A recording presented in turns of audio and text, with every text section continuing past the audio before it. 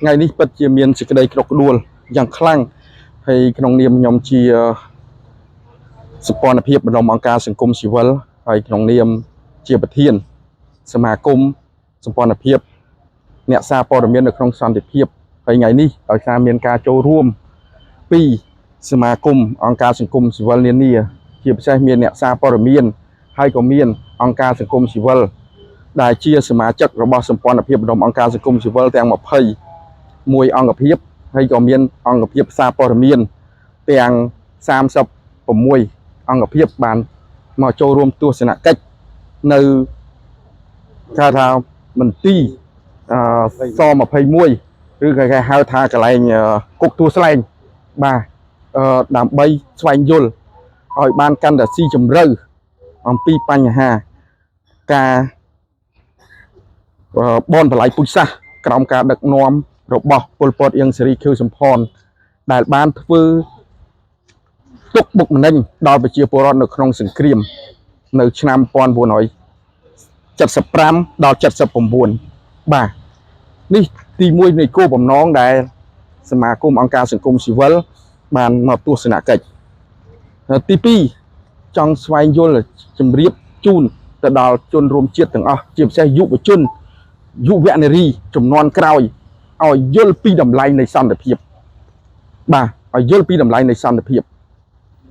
ប្រទេសដែលមានសង្គ្រាមគឺធ្វើឲ្យមានវិនាសហិនហោចសោកនាសកម្មនៅក្រោមរបបបនបល័យពូជសាសន៍ក្នុងរយៈពេល3ឆ្នាំ8ខែ20ថ្ងៃធ្វើឲ្យមានការស្លាប់នៅប្រជាពលរដ្ឋឆ្លូតត្រង់ទាំងអ្នកសារព័ត៌មាន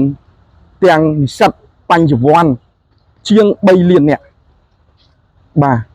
អញ្ចឹងថ្ងៃនេះអង្គការសង្គមស៊ីវិលក៏ដូចជាអង្គភាពសារព័ត៌មានក៏បានមកគោរពនៅវិញ្ញាណក្ខន្ធបុព្វបុរសឬប្រជាពលរដ្ឋទាំងអស់នោះហើយក៏ស្វែងយល់អំពីការដឹកនាំដែលធ្វើឲ្យប្រទេសកើតមានសង្គ្រាមនេះក្រោមការញុះញង់ពីប្រទេសមួយចំនួនតាំងពីឆ្នាំទសវត្សរ៍70ដល់79ទើបធ្វើឲ្យមានបនបល័យពូជសាសន៍យើងនេះអញ្ចឹងខ្ញុំក៏សូមអំពាវនាវដល់យុវជនជំនាន់ក្រោយយុវនារីជំនាន់ក្រោយត្រូវតែស្គាល់ថាមានតែសន្តិភាពទេទើបធ្វើឲ្យយើងមានសុខសេចក្តីសុខក្តីចម្រើននិងនាំគ្នាចូលរួមការពារនិងថែរក្សាសន្តិភាពដើម្បីទុកឲ្យកូនឲ្យចៅរបស់យើងបានយូរអង្វែងបាទហើយត្រូវយល់ថាឲ្យតែមានសង្គ្រាមគឺធ្វើឲ្យប្រទេសហិនហោចវិនាសកម្មធ្វើឲ្យប្រជាពលរដ្ឋបាត់បង់ជីវិតនិង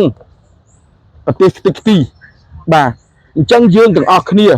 ក្នុងនាមជាយុវជនជំនាន់ក្រោយកុំដើរជន់ដានប្រវត្តិសាស្ត្ររបស់